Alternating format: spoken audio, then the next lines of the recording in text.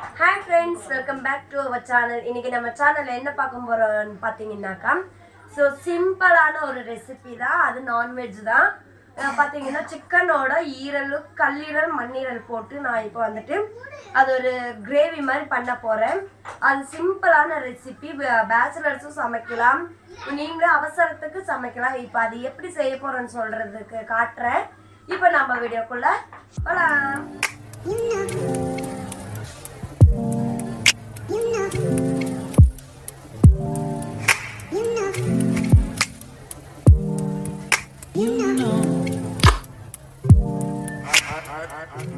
Friends, இப்போ அடுப்பு பற்ற வச்சு ஒரு வடை சட்டியை வச்சுக்கோங்க. வடை சட்டி நல்லா காஞ்சதும் அதில் எண்ணெய் சேர்த்துக்கோங்க. கொஞ்சம் உங்களுக்கு வேணுன்ற அளவுக்கு எண்ணெய் சேர்த்துக்கோங்க. ஒரு 50 கிராம் அளவு எண்ணெய் சேர்த்துக்கோங்க.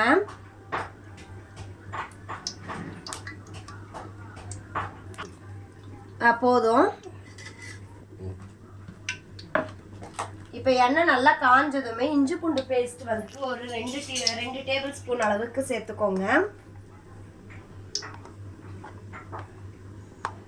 இப்போ நான் 2 டேபிள் ஸ்பூன் எடுத்திருக்கேன்.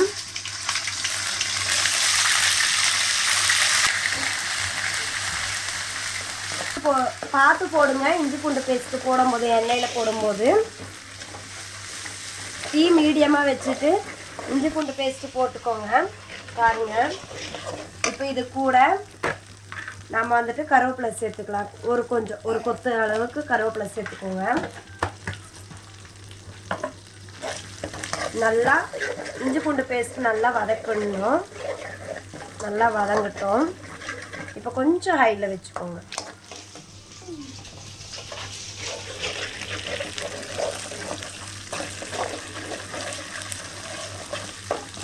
இந்த இஞ்சி பூண்டு பேஸ்ட்டோட பச்சை வாடை எல்லாம் போனதுக்கப்புறம் தான் நம்ம அந்த கல்லீரல், மண்ணீரல் போட போகிறோம். ஃப்ரெண்ட்ஸ், இப்போ நம்ம இதை போட்டுக்கலாம். இங்கே பாருங்கள், எண்ணெயில் போட்டாச்சு. இஞ்சி பூண்டு பேஸ்ட் நல்லா வதங்கின உடனே ஈரலும், கல்லீரல், மண்ணீரல் எல்லாத்தையும் போட்டாச்சு.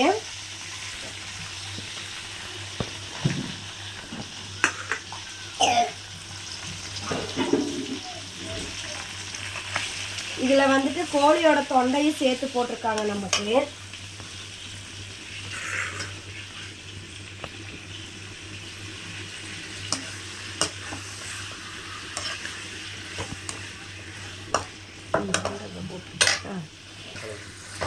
நல்லா பரட்டி விட்டுருங்க. உப்பு உங்களுக்கு தேவையான அளவு உப்பு சேர்த்துக்கோங்க. இதில்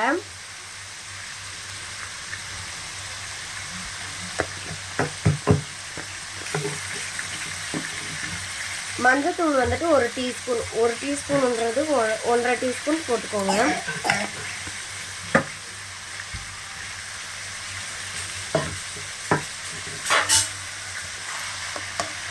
ஒரு நல்லா பரட்டிட்டு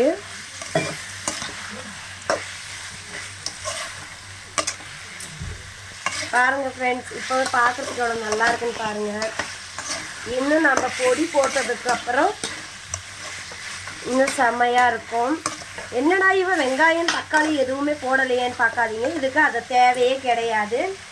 வெங்காயம் தக்காளியே இல்லாமல் தான் சிம்பிளான ரெசிபி தான் ஃப்ரெண்ட்ஸ். இதில் வந்துட்டு பேச்சுலர்ஸும் செய்யலாம், யார் வேணாலும் செய்யலாம். இது வந்துட்டு இப்போ நீங்கள் ரொம்ப அவசரம், வெளில போகணும் அப்படின்னு சொல்லிட்டு வீட்டுக்கு யாராச்சும் கெஸ்ட் வந்தாலுமே நீங்கள் சிக்கன் இதே மெத்தடில் பண்ணிக்கலாம்.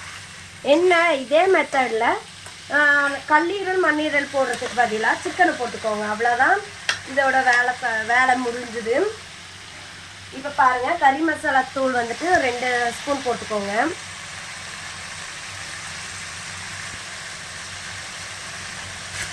இதுக்கு மசாலாவே இந்த கறி மசாலா தூள், சிக்கன் தூள், மல்லித்தூள், அவ்வளோதான். 20 கிராம் சிக்கன் பொடியை சேர்த்துக்கோங்க. அப்புறம் மல்லித்தூள் கொஞ்சம், மல்லித்தூள் வந்துட்டு 1 டேபிள் ஸ்பூன் அளவு சேர்த்துக்கோங்க. அவ்வளோதான்.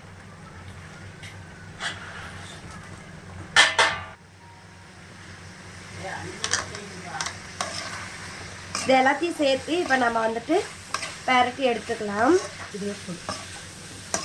இப்போ நல்லா பரட்டிடுங்க. பாருங்கள், உங்களுக்கு கலர் பாருங்கள். இவ்வளோதான் ஃப்ரெண்ட்ஸ். இதுக்கு கொஞ்சமாக தண்ணி ஊற்றி நல்லா வெந்ததுக்கப்புறம் ஒரு கிரேவி மாதிரி வரும். இப்போ கிரேவி வேணுன்றவங்க கிரேவியாக எடுத்துக்கோங்க. இட்லி தோசைக்கு சாப்பாட்டுக்கு கிரேவி வேண்டாம், தயிர் சாதத்துக்கு நாங்கள் சுக்கா மாதிரி சாப்பிட்றோன்னாலும் ஃபுல்லாக ட்ரை ஆக்கிடுங்க. அதை பண்ணிட்டு நீங்கள் ஃபுல்லாக இப்போ வந்துட்டு நீங்கள் தயிர் சாப்பாட்டுக்கு ரசம் சாப்பாட்டுக்கு சுக்கா மாதிரி வேணுன்றவங்க இதை தண்ணி ஊற்றி வேக வச்சதுக்கப்புறம் நல்லா ட்ரை ஆக்கிட்டு சாப்பிடுங்க.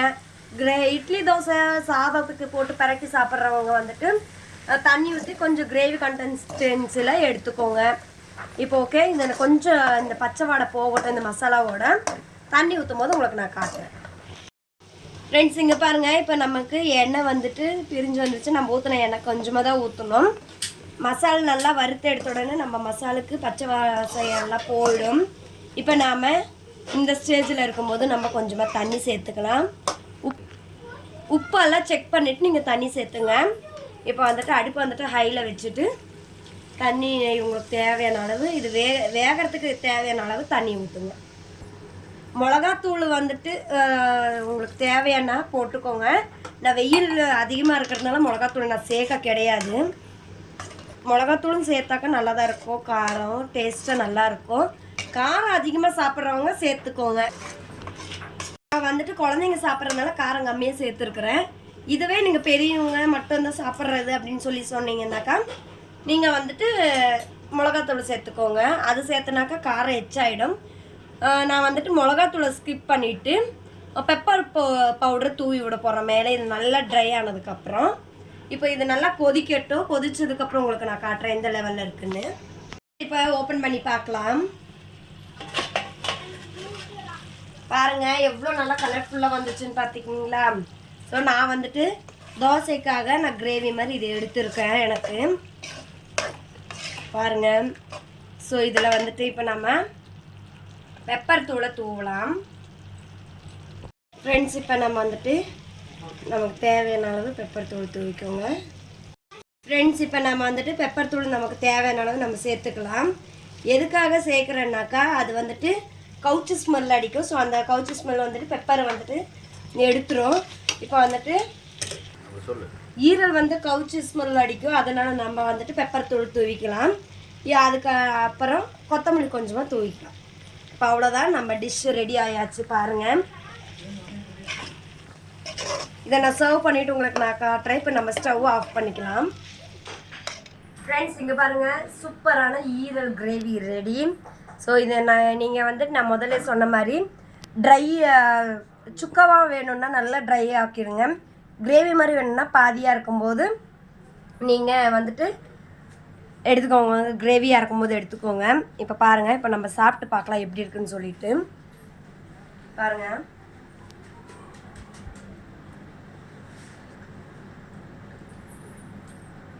சூப்பராக இருக்கும் ஃப்ரெண்ட்ஸ். இதே மாதிரி உங்கள் வீட்டில் நீங்கள் ட்ரை பண்ணி பாருங்கள். ட்ரை பண்ணி பார்த்து எனக்கு கமெண்ட்டில் சொல்லுங்கள். இந்த வீடியோ பிடிச்சிருந்தா லைக் பண்ணுங்கள், ஷேர் பண்ணுங்கள், கமெண்ட் பண்ணுங்கள். மறக்காமல் சப்ஸ்கிரைப் பண்ணிக்கோங்க. பாய்.